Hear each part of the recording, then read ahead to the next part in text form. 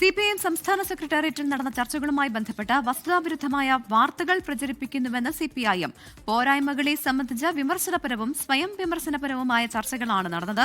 വ്യക്തികളെ കുറ്റപ്പെടുത്തിക്കൊണ്ടുള്ള ചർച്ചകളായിരുന്നില്ല. എന്നാൽ പാർട്ടിക്കുള്ളിൽ അഭിപ്രായ വ്യത്യാസമുണ്ടെന്ന് തെറ്റിദ്ധരിപ്പിക്കാൻ ചില മാധ്യമങ്ങൾ ശ്രമിക്കുന്നുണ്ട്. പാർട്ടിക്കെതിരെ വലതുപക്ഷ മാധ്യമങ്ങൾ കള്ളക്കഥകൾ പ്രചരിപ്പിക്കുന്നുവെന്നും CPIM സംസ്ഥാന സെക്രട്ടേറിയറ്റ് പുറപ്പെടുവിച്ച പ്രസ്താവനയിൽ പറയുകയാണ്.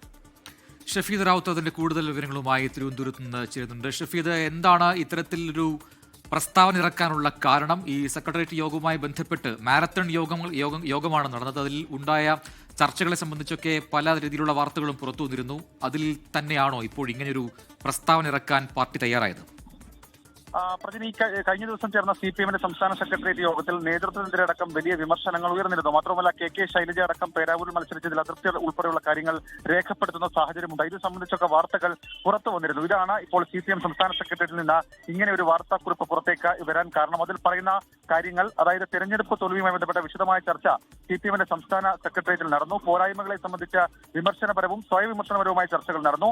വ്യക്തികളെ കുറ്റപ്പെടുത്തിക്കൊണ്ടുള്ള ചർച്ചകളായിരുന്നില്ല ഉയർന്നു വന്നത് എന്നുള്ളതാണ് CPIM ഇപ്പോൾ വാർത്താക്കുറിപ്പിലൂടെ അറിയിക്കുന്ന കാര്യം. പോരായ്മകൾ പരിശോധിച്ച് ആവശ്യമായ തിരുത്തൽ വരുത്താൻ സംസ്ഥാന സെക്രട്ടേറിയറ്റ് ഒറ്റക്കെട്ടായി തീരുമാനിച്ചു. ശരിയായ പരിശോധന നടത്തി മുന്നോട്ട് പോയാൽ പരാജയത്തെ അതിജീവിക്കാൻ കഴിയുമെന്നാണ് പാർട്ടി വിലയിരുത്തിയത്. എന്നാൽ ഇത്തരം തീരുമാനങ്ങളെ ഇകഴ്ത്തി കാണിക്കാൻ ചില മാധ്യമങ്ങൾ ശ്രമിക്കുന്നു എന്നുള്ളതാണ് CPIMന്റെ കുറ്റപ്പെടുത്തൽ. പാർട്ടിക്കുള്ളിൽ അഭിപ്രായ വ്യത്യാസമുണ്ടെന്ന് തെറ്റിദ്ധരിപ്പിക്കാൻ ശ്രമം നടക്കുന്നുണ്ട്. പാർട്ടിക്കെതിരെ വലതുപക്ഷ മാധ്യമങ്ങൾ കള്ളക്കഥകൾ പ്രചരിപ്പിക്കുന്നുവെന്നും CPIM ഈ വാർത്താക്കുറിപ്പിൽ പറയുന്നുണ്ട്. ഷഫീദ് റാവുത്താണ് വിവരങ്ങൾ നൽകിയത്.